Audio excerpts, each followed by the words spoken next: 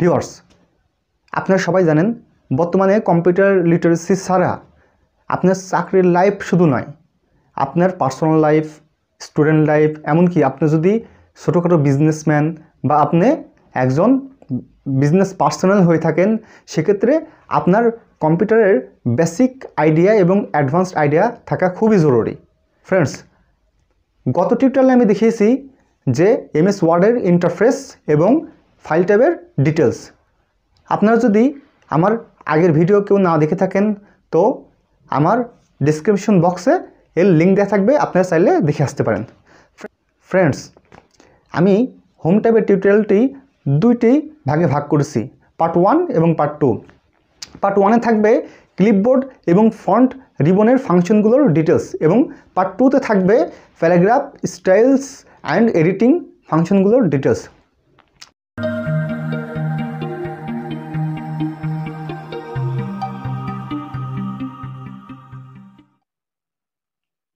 আসসালামু আলাইকুম বন্ধুরা, গত ভিডিওতে আমি আলোচনা করেছিলাম এমএস ওয়ার্ডের ইন্টারফেস এবং ফাইল ট্যাবের ডিটেলস নিয়ে।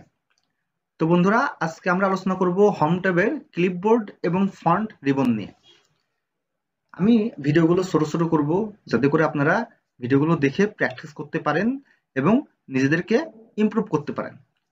ফ্রেন্ডস, দেখেন, হোম ট্যাবের মধ্যে আমাদের 5টা রিবন আছে: clipboard, font, paragraph, styles and editing. তো ফার্স্টে আছে ক্লিপবোর্ড। ক্লিপবোর্ডের ফাংশন নিয়ে আমরা আলোচনা করব।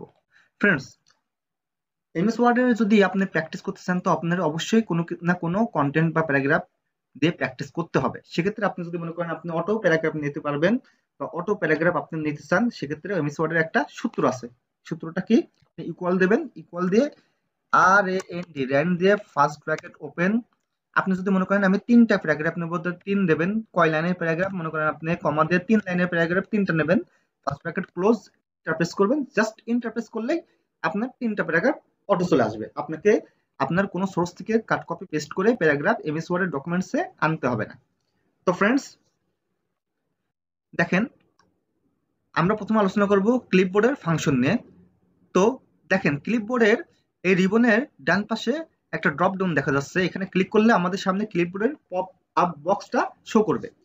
এর কাজটা কি? কাজটা হচ্ছে আমি যদি কোনো ওয়ার্ড বা সেন্টেন্স বা প্যারাগ্রাফ আমি জাস্ট কপি করি, জাস্ট কপি কন্ট্রোল সি, আপনার কিবোর্ড থেকে কন্ট্রোল সি, অথবা এখানে কপিতে ক্লিক করলেই এখানে আমার হিস্ট্রিটা দেখাই দেবে যে আমি ম্যাচ দ্য নিউ থিম এটা আমি কপি করেছি। আমি যদি এই সেম জিনিস যদি আমি নিচে আনতে চাই, সেক্ষেত্রে আমি কিবোর্ড থেকে কন্ট্রোল ভি, অথবা আপনি এখান থেকে পেস্ট না করলেও হবে। দেখেন, এখান থেকে পেস্ট না করলেও হবে, just match the new theme এখানে ক্লিক করলেই এখানে পেস্ট হয়ে যাবে। আপনি যতবার আপনি কপি করবেন আপনার হিস্ট্রিটা আপনার ক্লিপবোর্ড পপ আপ বক্সে শো করবে। আমি যদি কপি করলাম, শো করছে। অথবা আমি যদি এতটুকু কপি করি, কন্ট্রোল সি দিলাম, অথবা এখানে কপিতে ক্লিক করলাম, জাস্ট এটা শো করতেছে। আমি যদি এটা নিচে আনতে চাই, ইন্টার দিয়ে এই এই লেখার উপরে একবার ক্লিক করলে এটা অটো চলে আসবে। এরপর ক্লিয়ার অল করলে ক্লিয়ার অল হয়ে যাবে, ক্রসে ক্লিক করলে ক্লোজ হয়ে যাবে। এভাবে আমরা কপি পেস্ট করতে পারি। নর্মালি আমরা এখান থেকে এখানে কপি পেস্ট করতে পারি, অথবা আমরা ক্লিপবোর্ডের পপ আপ বক্স থেকেও আমরা কপি পেস্ট করতে পারি। ফ্রেন্ডস, তারপর আমরা যদি মনে করি আমার এই ম্যাচ দ্য নিউ থিম এখান থেকে আমি এইখানে নিয়ে আসবো, তো এটা সিলেক্ট করতে হবে। সিলেক্ট করে কাটে ক্লিক করলে এখানে কাট হয়ে যাবে। যেখানে আমি লাইনটা রাখবো বা সেন্টেন্সটা রাখবো, সেখানে কন্ট্রোল ভি কিবোর্ড থেকে অথবা পেস্টে ক্লিক করলে পেস্ট হয়ে যাবে। দেখেন, আমার এখানে একটা ইন্টার ছিল, তাই এখানে কপি কাট করলাম। আমি যদি নিচে নিয়ে আসি, এখানে যদি পেস্ট করি, পেস্ট হয়ে যাবে। ফ্রেন্ডস, তারপরে আছে ফরম্যাট পেইন্টার।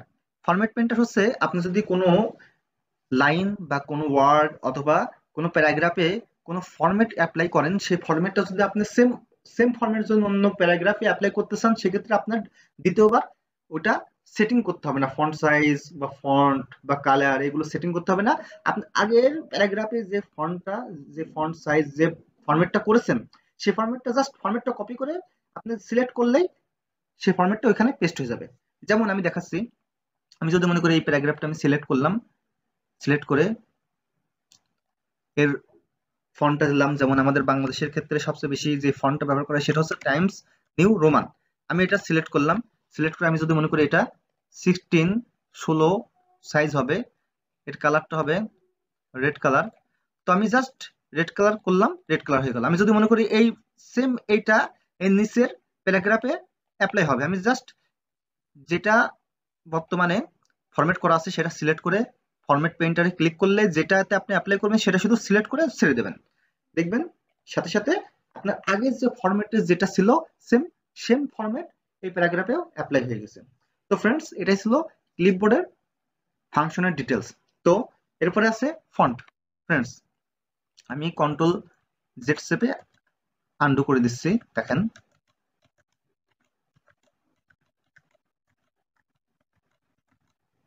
ফ্রেন্ডস।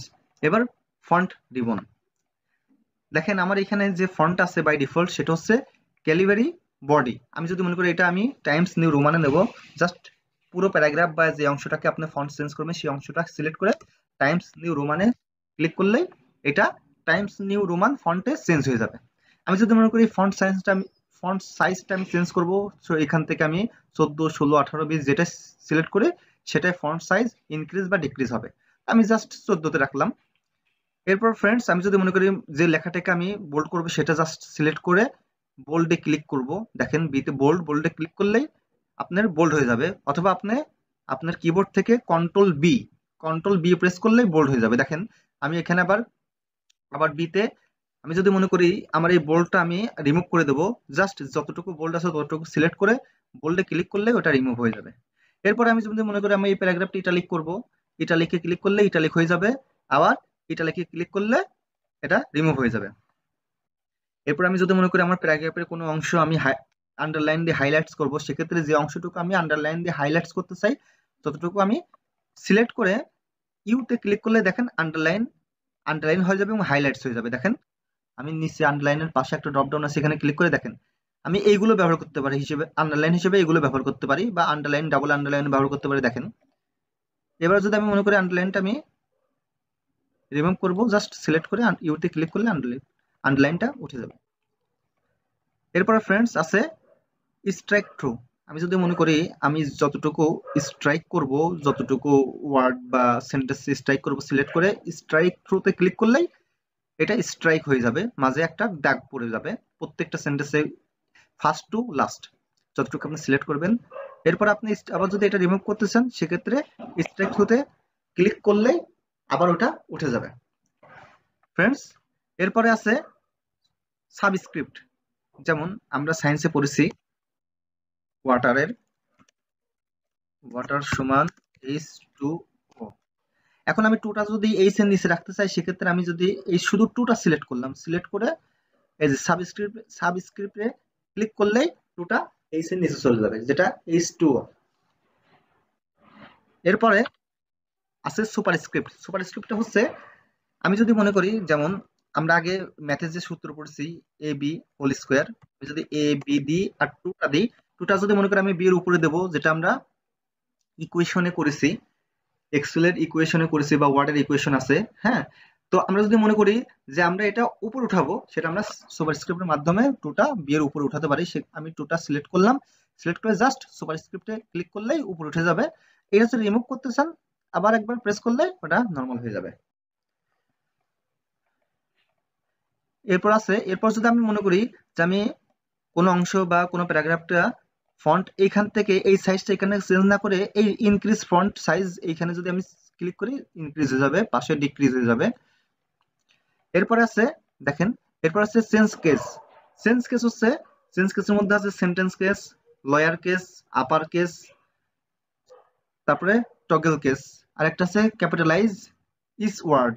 আচ্ছা, এখন আপনি আমরা সাধারণত যেটা লিখি যে প্রত্যেকটা সেন্টেন্সের ফার্স্ট লেটারটা ক্যাপিটাল হবে এবং পরে সেন্টেন্সের শেষে ফুল স্টপ হবে এবং পরের সেন্টেন্সের ফার্স্ট লেটারটা ক্যাপিটাল হবে। ফ্রেন্ডস, এটাকে বলে এই নর্মাল প্রসেসটাকে বলে সেন্টেন্স কেস।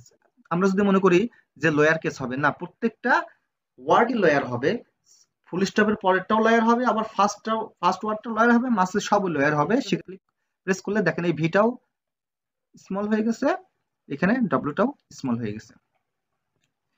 ফ্রেন্ডস, এরপরে আমি সিলেক্ট করলাম, আমি যদি মনে করি আপার কেসটা হচ্ছে আপনি যতটুকু টেক্সট সিলেক্ট করবেন প্রত্যেকটা টেক্সট আপার হয়ে যাবে, প্রত্যেকটা ক্যাপিটাল লেটার হয়ে যাবে। সেক্ষেত্রে টেক্সট সিলেক্ট করে আপার কেসে সিলেক্ট করলে সব ওয়ার্ডের প্রত্যেকটা লেটারই ক্যাপিটাল লেটার হয়ে যাবে।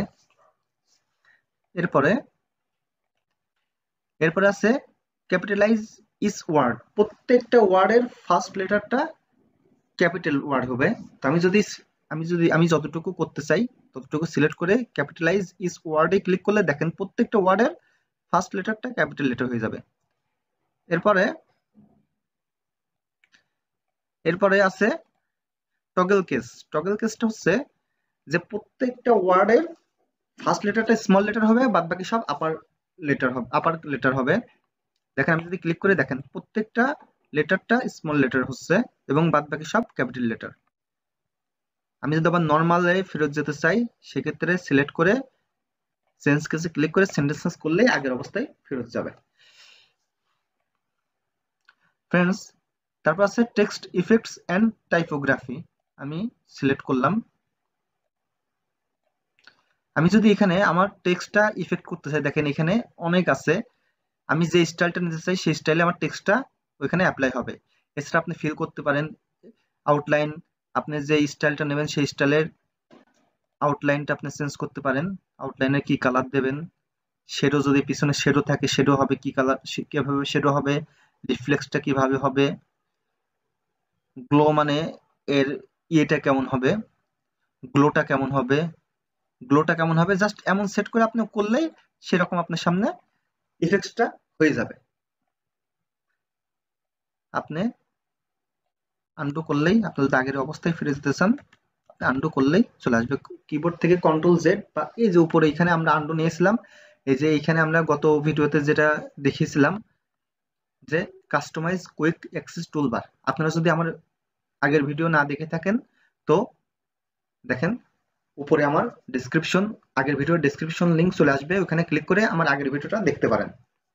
ওখানে কাস্টমাইজ কুইক অ্যাক্সেস টুলবার সম্পর্কে ডিটেলস আলোচনা করা আছে, কিভাবে আপনি এখানে একটা ফাংশনের আইকনটা অ্যাড করবেন রিমুভ করবেন ওখানে ডিটেলস বলা আছে। ফ্রেন্ডস, এরপর যেটা নিয়ে আমরা কথা বলবো সেটা হচ্ছে টেক্সট হাইলাইট কালার। আপনি যদি দেখছে টেক্সট হাইলাইট করবেন, কোন টেক্সট কতটুকু হাইলাইট করবেন ততটুকু সিলেক্ট করে ক্লিক করে আপনি দেখেন যে কালারে করবেন সেটা হাইলাইটস হয়ে যাবে। এই হচ্ছে পুরো টেক্সটের ফিল কালার। আর আপনি যদি মনে করেন লেখাটা আমি কোন কালারে করব, লেখাটা আমি যে কালার করতে চাই কতটুকু করব ততটুকু সিলেক্ট করে শুধু লেখাটা টেক্সট কালারটা আপনি সিলেক্ট করে দেখেন টেক্সটটা সেই কালারের হয়ে যাবে। আমি যদি আবার এই যে এখানে আনডু দিই আগের অবস্থায় ফেরত যাবে। এরপর ফ্রেন্ডস আছে দেখেন, এরপর আছে আমাদের কাছে ক্লিয়ার অল ফরম্যাটিং। আপনি এখানে একটা ফরম্যাট করলেন 18 কালার, আমি যদি একেবারে পুরো ফরম্যাটটা ক্লিয়ার করে আগের মতো নিতে চাই ক্লিয়ার অল ফরম্যাটিং ক্লিক করলে আমার পুরো ফরম্যাটটা ক্লিয়ার হয়ে যাবে এবং বাই ডিফল্ট যেভাবে ছিল সেভাবে আমার লেখাটা চলে আসবে। তো ফ্রেন্ডস, আশা করি আপনারা সবাই ক্লিপবোর্ড এবং ফন্টের টোটাল ফাংশন সম্পর্কে পরিচিত লাভ করলেন এবং এটা সম্পর্কে একটা ডিটেলস আইডিয়া নিলেন। আশা করি এগুলো আপনারা বাসায় প্র্যাকটিস করবেন এবং টিউটোরিয়ালটা কেমন লেগেছে অথবা কোন ফাংশন সম্পর্কে আপনি আরো ডিটেলস জানতে চান আমাদেরকে কমেন্টস করে জানালে আমি চেষ্টা করব ওই ফাংশন নিয়ে আলাদা একটা ভিডিও আপনাদের উপহার দিতে। তো বন্ধুরা, আজকে এই পর্যন্তই, দেখা হবে হোম ট্যাবের পার্ট 2 তে, যেখানে আমরা আলোচনা করব প্যারাগ্রাফ, স্টাইল এবং এডিটিং রিবন নিয়ে। আপনারা সবাই ভালো থাকবেন। আসসালামু আলাইকুম ওয়া রাহমাতুল্লাহি ওয়া বারাকাতুহু।